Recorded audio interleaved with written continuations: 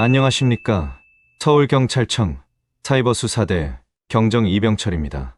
제가 현장에서 사건을 처리하다 보면 가장 안타까운 경우가 바로 자녀가 보낸 결혼식 청첩장이나 택배 문자를 무심코 눌렀다가 평생 모은 재산을 잃는 어르신들을 뵐 때입니다. 나는 괜찮겠지 생각하시겠지만 바로 그 순간 범죄자들에게 스마트폰의 대문을 활짝 열어주는 것과 같습니다. 요즘 범죄자들은 바로 우리 어머님, 아버님들의 그 착하고 순한 마음을 집요하게 노리고 있습니다. 스마트폰 안에는 내 자식, 내 손주 사진부터 은행 정보까지 모든 인생이 담겨 있습니다. 이것이 통째로 범죄자 손에 넘어간다고 생각해 보십시오. 단순히 돈만 사라지는 것이 아닙니다. 어르신들의 얼굴 사진과 정보로 대포폰이 만들어지고 이는 또 다른 금융범죄에 고스란히 사용됩니다.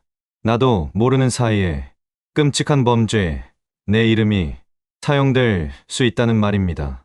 유심을 바꾸거나 전화번호를 바꾸는 것으로는 절대 해결되지 않는 심각한 범죄입니다. 하지만 절대 어르신들의 잘못이 아닙니다. 범죄 수법이 그만큼 교묘해졌기 때문입니다. 너무 걱정부터 하지 마십시오. 제가 수많은 사건을 다루며 확인한 사실은 아주 기본적인 몇 가지만 지켜도 90% 이상의 범죄는 막을 수 있다는 것입니다. 복잡하고 어려운 기술이 필요한 것이 아닙니다. 오늘 제가 알려드리는 몇 가지 예방법만 기억하시면 범죄자들의 표적으로부터 벗어날 수 있습니다. 지금부터는 여러분의 가족이라는 마음으로 스마트폰을 가장 안전하게 지킬 수 있는 방법들을 하나씩 차근차근 알려드리겠습니다.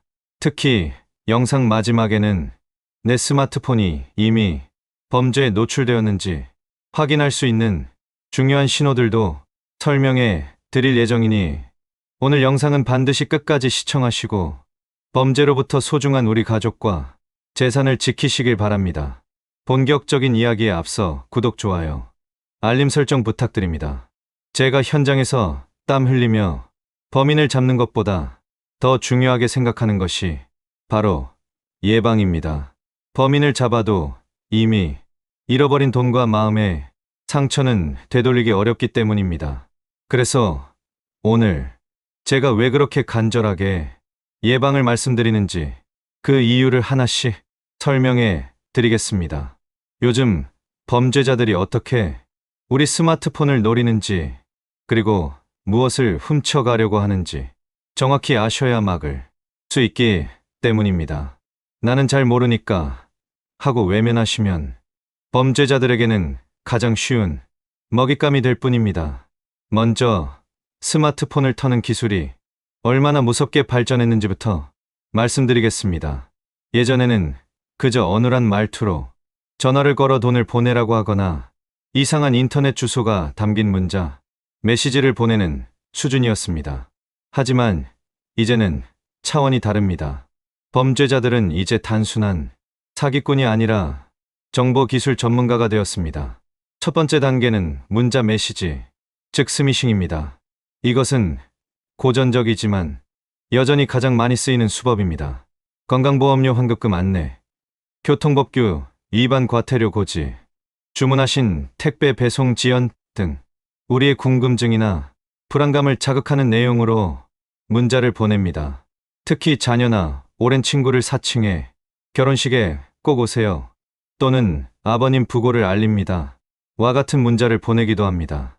이런 문자에 포함된 인터넷 주소를 누르는 순간 악성 앱이라는 아주 작은 스파이 프로그램이 스마트폰에 몰래 설치됩니다. 눈에 보이지도 않고 소리도 나지 않습니다. 하지만 이 스파이는 그때부터 스마트폰 안의 모든 것을 엿보기 시작합니다. 내가 누구와 통화하는지, 어떤 문자를 주고받는지, 심지어 은행 앱에 접속할 때 입력하는 비밀번호까지 전부 다 훔쳐봅니다. 두 번째 단계는 이렇게 설치된 악성 앱을 통해 사회관계망 서비스, 즉 카카오톡이나 페이스북 같은 계정을 통째로 빼앗는 것입니다. 계정을 빼앗은 범죄자는 바로 나인 척 행세하기 시작합니다. 내 프로필 사진을 그대로 걸어놓고 내 말투를 흉내내며 내 친구나 가족들에게 돈을 빌려달라고 메시지를 보냅니다. 어머니, 저 급한데 300만 원만 이쪽으로 보내주세요라는 메시지를 아들 카카오톡으로 받으면 어느 부모가 의심할 수 있겠습니까? 단순히 돈을 요구하는 것에서 그치지 않고 인간관계를 파괴하고 깊은 불신을 남깁니다. 너무나도 마음 아픈 일이지만 실제로 이렇게 자식을 사칭한 메시지에 속아 평생 모은 돈을 한순간에 잃는 분들이 정말 많습니다. 여기서 끝이 아닙니다. 가장 무서운 최신 기술은 바로 목소리와 얼굴을 훔치는 딥페이크라는 유령 기술입니다. 범죄자들은 우리가 인터넷에 올린 짧은 동영상 등에서 목소리를 추출해 인공지능에게 학습시킵니다. 그러면 인공지능은 내 아들, 내 딸의 목소리와 억양, 말투까지 똑같이 흉내 낼 수 있게 됩니다. 이렇게 복제된 목소리로 아빠, 내가 사고를 쳐서 급하게 합의금이 필요해. 이 번호로 빨리 돈 좀 보내줘라는 전화를 받는다면 그 상황에서 신속하게 대처하기란 정말 어렵습니다. 심지어 영상통화를 걸어 우는 딸의 얼굴을 보여주며 돈을 요구한 사례도 있었습니다. 나중에 알고 보니 그 영상은 전부 인공지능으로 만든 가짜였습니다. 내 눈과 귀로 직접 확인해도 속을 수밖에 없는 정말 무서운 세상이 된 것입니다. 그렇다면 이 범죄자들이 이렇게까지 하면서 노리는 것은 대체 무엇일까요? 단순히 돈 몇 푼이 아닙니다. 그들이 노리는 것은 바로 나 자신을 완벽하게 복제할 수 있는 핵심 정보 3가지입니다. 바로 스마트폰에 저장된 신분증 사진, 통신사에 등록된 유심 정보, 그리고 인터넷 공간에 저장된 클라우드 속 사진들입니다. 많은 분들이 운전면허증이나 주민등록증을 혹시 몰라 스마트폰 사진첩에 찍어두십니다. 이것은 내 집 현관문 열쇠를 복사해서 열쇠라고 써붙여 놓은 것과 같습니다. 정말 위험한 행동입니다. 범죄자들은 악성 앱을 통해 이 신분증 사진을 가장 먼저 훔쳐갑니다. 그리고 두 번째로 유심을 노립니다. 유심은 우리 스마트폰에 들어가는 아주 작은 칩인데 여기에는 내 전화번호와 통신사 정보가 모두 들어 있습니다. 범죄자들은 훔친 신분증 정보를 이용해 통신사에 전화를 걸어 휴대폰을 잃어버렸으니 유심을 새로 발급해달라고 요청합니다. 이것을 유심 탈취 또는 심스와핑이라고 부릅니다. 이 순간부터 내 전화번호로 오는 모든 전화와 인증 문자는 범죄자의 손에 들어간 새 유심으로 가게 됩니다. 정작 내 폰은 서비스 안됨이라고 뜨지만 그저 통신 불량이라고 생각하는 사이 내 모든 금융정보가 털리고 있는 것입니다.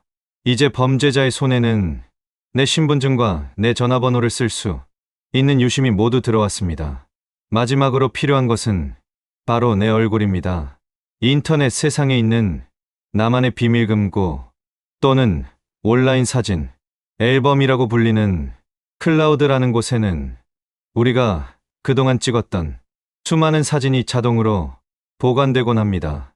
스마트폰을 잃어버려도 사진을 찾을 수 있게 해주는 편리한 기능이지만 비밀번호가 뚫리면 내 모든 사생활이 담긴 앨범을 통째로 도둑맞는 것과 같습니다. 범죄자들은 내 전화번호를 이용해 클라우드 계정에 비밀번호를 쉽게 찾아내고 그 안에 저장된 내 얼굴 사진 수백, 수천 장을 모두 손에 넣습니다. 이제 모든 조각이 맞춰졌습니다. 범죄자는 내 신분증, 내 전화번호, 내 얼굴 사진을 모두 가지고 있습니다. 이것은 무엇을 의미하겠습니까? 이제부터 범죄자는 온라인 세상에서 완벽하게 나로 위장할 수 있게 된 것입니다. 이 정보를 이용해 비대면으로 은행 계좌를 새로 만들고 여러 금융기관에서 동시에 수천만 원짜리 대출을 내 명의로 받습니다. 통장을 개설하고 대출을 받는 모든 과정이 이제는 스마트폰으로 가능하기 때문에 은행에 직접 가지 않아도 내 이름으로 된 빚이 순식간에 쌓여가는 것입니다. 나중에 빚을 갚으라는 독촉장이 날아오고 나서야 모든 사실을 알게 되지만 그때는 이미 너무 늦은 경우가 많습니다. 클라우드에 사진을 백업해두면 안전할 것이라고 믿었지만 오히려 그 정보가 나를 공격하는 가장 무서운 무기가 되어 돌아온 것입니다. 그렇다면 이런 끔찍한 해킹을 막기 위해 우리는 어떤 스마트폰을 쓰는 것이 더 유리할까요? 흔히들 아이폰은 안전하고 안드로이드 폰, 즉 삼성이나 LG 폰은 위험하다고들 말합니다. 완전히 틀린 말은 아닙니다. 그 차이는 마치 최고급 보안 시스템을 갖춘 아파트와 여러 사람이 드나드는 일반 주택의 보안 차이와 비슷하다고 생각하시면 쉽습니다. 아이폰을 만드는 애플이라는 회사는 폐쇄형 정책을 씁니다. 이것은 마치 아파트의 모든 문과 창문을 한 회사에서만 만들고 열쇠도 그 회사만 가지고 있는 것과 같습니다. 외부에서 아무나 앱을 만들어 설치할 수 없도록 철저하게 관리하고 조금이라도 보안에 구멍이 생기면 회사 전체가 나서서 즉시 수리하고 모든 집에 새로운 잠금 장치를 달아줍니다. 그래서 상대적으로 보안이 튼튼하고 해킹이 어렵습니다. 반면에 안드로이드 폰은 오픈소스, 즉 개방형 정책을 씁니다. 이것은 누구나 집을 짓고 문과 창문을 만들어 달 수 있도록 설계도를 공개한 것과 같습니다. 삼성, LG 등 여러 회사에서 이 설계도를 가져다가 각자의 집을 짓는 것입니다. 이렇게 하니 더 다양한 기능과 모양의 집이 많이 생겨서 편리한 점도 있지만 반대로 보안에는 취약해질 수 있습니다. 여러 사람이 설계도를 들여다보니 약점을 찾아내기가 더 쉽고 도둑이 침입할 문을 만들기도 더 수월해지는 것입니다. 또 집에 문제가 생겨도 집주인인 삼성이 고쳐줄 때까지 기다려야 하는 등 대처가 조금 늦어질 수도 있습니다. 하지만 여기서 가장 중요한 사실이 있습니다. 아무리 비싸고 튼튼한 아파트에 살아도 현관문 비밀번호를 1234로 해놓거나 문을 활짝 열어놓고 다니면 도둑이 드는 것은 시간 문제입니다. 마찬가지로 아이폰을 쓴다고 해서 무조건 안전한 것은 절대 아닙니다. 반대로 안드로이드 폰을 쓰더라도 제가 지금부터 알려드리는 기본적인 보안 수칙만 잘 지키시면 충분히 안전하게 사용할 수 있습니다. 범죄자들은 복잡하게 잠긴 문을 따고 들어가는 것보다 아예 문이 열려있는 집을 노리는 것을 훨씬 더 좋아하기 때문입니다. 자, 그럼 지금부터 돈 한 푼 들이지 않고 당장 내 손으로 직접 우리 집 때문에 튼튼한 자물쇠를 다는 방법을 알려드리겠습니다. 어렵지 않습니다. 딱 3가지만 기억하시면 됩니다. 바로 비밀번호 설정, 유심 잠금, 그리고 수상한 앱 설치 않기입니다. 이것만 지켜도 스마트폰 해킹의 90%는 막을 수 있습니다. 첫째, 스마트폰 화면 잠금 비밀번호 설정입니다. 너무나도 당연한 이야기 같지만 의외로 귀찮다는 이유로 비밀번호 없이 사용하시는 분들이 많습니다.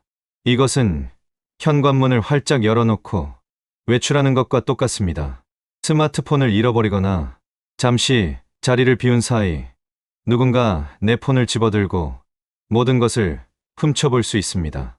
비밀번호는 최소 6자리 이상으로 생년월일이나 전화번호 뒷자리처럼 남들이 쉽게 알아챌 수 있는 숫자는 피해야 합니다. 자녀의 생일이나 나만 아는 기념일처럼 의미 있는 숫자를 조합해서 만드시는 것이 좋습니다. 지문이나 얼굴 인식 기능을 함께 사용하시면 더욱 안전하고 편리합니다. 둘째, 유심 잠금입니다. 이것은 현관문을 잠그고 추가로 대문까지 한 번 더 잠그는 것과 같습니다. 앞서 범죄자들이 유심을 훔쳐 다른 폰에 끼워 명의를 도용한다고 말씀드렸습니다. 하지만 유심 자체에 비밀번호를 걸어두면 다른 사람이 내 유심을 훔쳐 다른 기계에 끼워도 비밀번호를 모르면 절대 사용할 수 없습니다. 스마트폰을 켤 때마다 비밀번호를 입력해야 해서 조금 번거로울 수는 있지만 내 모든 정보와 재산을 지키는 가장 확실한 방법 중 하나입니다. 설정 메뉴에서 보안 또는 생체 인식 및 보안으로 들어가 기타 보안 설정을 누르면 심카드 잠금 설정이라는 항목이 있습니다.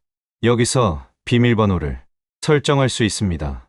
초기 비밀번호는 보통 0000인 경우가 많으니 바로 나만의 비밀번호로 바꿔주셔야 합니다.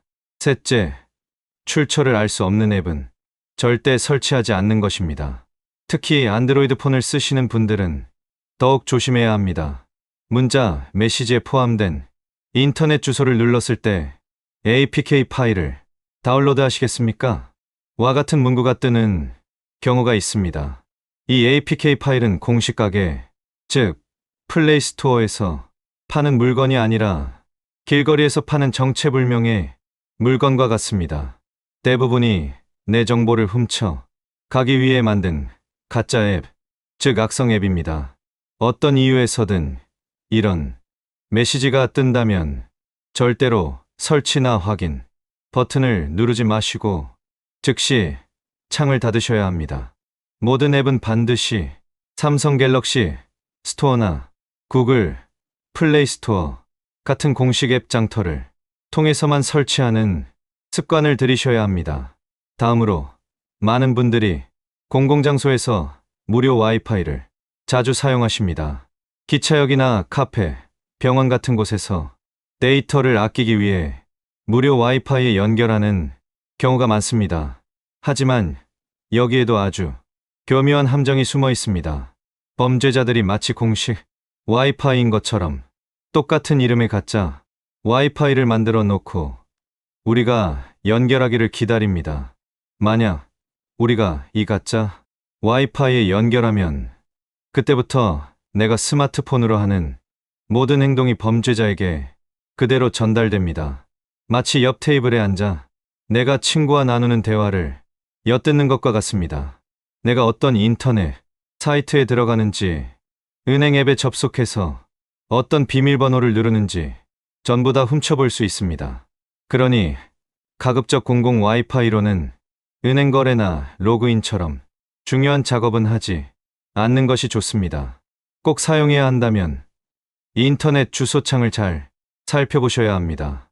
주소창 앞에 탭가 아니라 탭스라고 적혀 있고 자물쇠 모양 그림이 있는지 확인해야 합니다. S가 붙고 자물쇠가 잠겨 있어야 내가 보내는 정보가 암호화되어 안전하게 전달된다는 뜻입니다. 마치 중요한 편지를 봉투에 넣어 밀봉해서 보내는 것과 같습니다. S가 없다면 내 모든 정보가 엽서처럼 활짝 펼쳐진 채로 전달되는 것이니 절대 개인 정보를 입력해서는 안 됩니다. 그렇다면 이렇게 조심했는데도 불구하고 혹시 내 스마트폰이 이미 해킹된 건 아닐까? 불안한 마음이 드실 수도 있습니다. 몇 가지 의심해 볼 만한 신호들이 있습니다. 첫째, 스마트폰이 별다른 이유 없이 뜨거워지거나 배터리가 평소보다 훨씬 빨리 닳는 경우입니다. 물론 게임을 오래 하거나 동영상을 많이 보면 뜨거워질 수 있습니다. 하지만 가만히 놓아두었는데도 손난로처럼 뜨끈뜨끈하다면 나도 모르는 사이에 파이 앱이 뒤에서 계속 작동하며 내 정보를 빼내고 있을 가능성이 있습니다. 마치 자동차 시동을 꺼두었는데도 엔진이 계속 돌아가는 것과 같은 이치입니다. 둘째, 데이터 사용량이 갑자기 급증했을 때입니다. 나는 평소와 똑같이 사용했는데 통신사에서 데이터 사용량이 초과되었다는 문자가 온다면 의심해 봐야 합니다. 이것은 스파이 앱이 훔친 내 사진이나 연락처 같은 대용량 정보를 범죄자에게 몰래 전송하느라 데이터를 많이 썼다는 신호일 수 있습니다. 셋째, 스마트폰이 눈에 띄게 느려지거나 혼자서 꺼졌다 켜지거나 설치한 적 없는 앱이 깔려 있는 경우입니다. 가끔 화면 상단에 초록색이나 주황색 점이 저절로 나타나는 경우도 있는데 이는 카메라나 마이크가 작동하고 있다는 뜻입니다. 내가 관련 앱을 켜지 않았는데도 이런 불빛이 보인다면 누군가 나를 엿보고 엿듣고 있다는 아주 심각한 경고, 신호일 수 있습니다. 만약 이런 증상 중 하나라도 나타난다면 즉시 118 한국인터넷진흥원으로 전화해서 상담을 받아보시는 것이 가장 안전합니다. 마지막으로 우리 집 보안의 범위를 스마트폰에서 집 전체로 넓혀야 합니다. 요즘에는 텔레비전, 냉장고, 심지어 보일러까지 인터넷에 연결되는 세상입니다. 특히 집 안에 아이나 반려동물이 있어서 홈캠, 즉 웹캠을 설치해 두신 가정이 많습니다. 그런데 이 홈캠이나 인터넷 공유기의 초기 비밀번호를 바꾸지 않고 그대로 사용하시는 경우가 정말 많습니다. 이것은 새 아파트로 이사와서 건설사에서 준 임시 현관문 열쇠를 그대로 쓰는 것과 같습니다. 나뿐만 아니라 다른 집 사람들도 똑같은 열쇠를 가지고 있을 수 있다는 뜻입니다. 실제로 초기 비밀번호를 바꾸지 않은 수많은 가정의 홈캠이 해킹되어 집안의 사생활이 담긴 영상이 인터넷에 그대로 생중계되는 끔찍한 사건들이 있었습니다. 범죄자들이 애드맨이나 1234 같은 아주 간단한 초기 비밀번호를 입력해서 너무나도 쉽게 남의 집 안방을 훔쳐본 것입니다. 지금 당장 우리 집 인터넷 공유기나 홈캠 설명서를 찾아보시고 관리자 페이지에 접속해서 비밀번호를 복잡하게 바꾸셔야 합니다. 명심하십시오. 비밀번호를 바꾸지 않은 공유기와 홈캠은 도둑에게 우리 집 현관문 열쇠를 쥐어준 것과 같습니다. 지금 이 순간에도 누군가 당신의 가장 사적인 공간을 훔쳐보고 있을지 모릅니다. 이것은 절대 과장이 아닙니다. 제가 현장에서 마주하는 냉혹한 현실입니다. 스마트폰뿐만 아니라 우리 집 전체를 둘러싼 보이지 않는 위협에 항상 경계심을 늦추지 않으셔야 합니다. 지금까지 스마트폰 보안에 대해 아주 현실적이고 구체적인 이야기들을 나눴습니다. 그리고 한 가지 분명히 말씀드릴 수 있는 건 스마트폰 해킹은 더 이상 먼 세상의 이야기가 아니라는 사실입니다. 하지만 너무 걱정하실 필요는 없습니다. 오늘 알려드린 내용을 기억하고 실천하신다면 대부분의 위협은 충분히 막아낼 수 있습니다. 무엇보다 중요한 것은 두려움에 휘둘리는 것이 아니라 스스로 정보를 알고 대비하는 자세입니다. 스마트폰 보안은 전문가만의 영역이 아닙니다. 누구나 할 수 있고 오늘 당장 바꿀 수 있습니다. 이제 여러분이 해야 할 일은 단순합니다. 오늘 영상에서 소개해드린 보안 수칙을 하나씩 점검해 보시고 주변 가족과 친구들에게도 꼭 알려주시기 바랍니다. 특히 50대 이상 연령대에서는 기술보다 습관이 훨씬 중요합니다. 자녀에게 맡기지 말고 내 스마트폰은 내가 지킨다는 생각으로 기본 설정을 확인해 보시기 바랍니다. 지금은 20에서 30대보다 50에서 60대가 더 많이 보이스피싱과 스마트폰 해킹 피해를 보고 있다는 통계도 있습니다. 이유는 단 하나입니다. 기본적인 보안 설정을 놓치기 때문입니다. 영상을 보시고 나서 구독과 좋아요, 알림 설정까지 해주시면 다음 영상에서 더 빠르고 정확한 정보를 받아보실 수 있습니다. 혹시 가족이나 지인 중에 스마트폰을 그냥 쓰기만 하고 설정을 점검해 본 적 없는 분이 계시다면 이 영상을 꼭 공유해 주시기 바랍니다. 그리고 영상이 도움이 되셨다면 응원의 댓글을 남겨주시고 실제 해킹 피해나 의심스러운 경험이 있으셨다면 여러분의 소중한 경험담도 댓글로 함께 나눠주세요. 그것이 또 다른 피해를 막는데 큰 도움이 될 수 있습니다. 다음 영상에서는 핸드폰이 느려졌을 때 단 5초만으로 새 폰처럼 빨라지는 실전 꿀팁을 알려드릴 예정입니다. 기대하셔도 좋습니다. 끝까지 시청해주셔서 감사합니다.